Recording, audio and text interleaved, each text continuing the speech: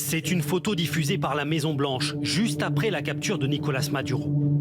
Donald Trump, l'air martial, accompagné de la mention FAFO, comprenez « Fuck around and find out », qu'on pourrait poliment traduire par « Quand on me cherche, on me trouve ».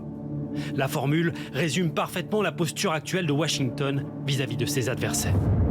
À commencer par un pays voisin du Venezuela, la Colombie, qui a renforcé sa présence militaire à la frontière. Son président est dans le viseur de Donald Trump qui, hier, a utilisé des termes très directs à son égard. Il fabrique de la cocaïne et il l'envoie aux États-Unis. Alors il ferait bien de faire gaffe à ses fesses.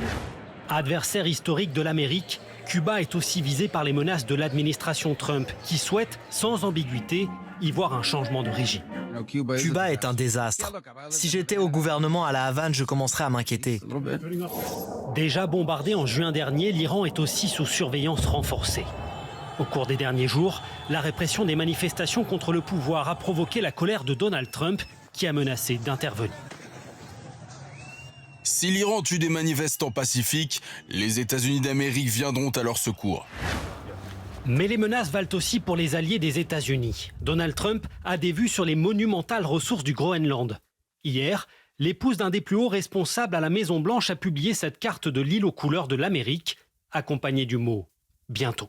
Avec ce recours à la force et cette stratégie permanente de l'intimidation, Donald Trump envoie aussi un message à la Chine et à la Russie, celui d'une Amérique qui n'hésitera pas à bafouer les règles internationales pour redessiner la carte du monde au gré de ses intérêts.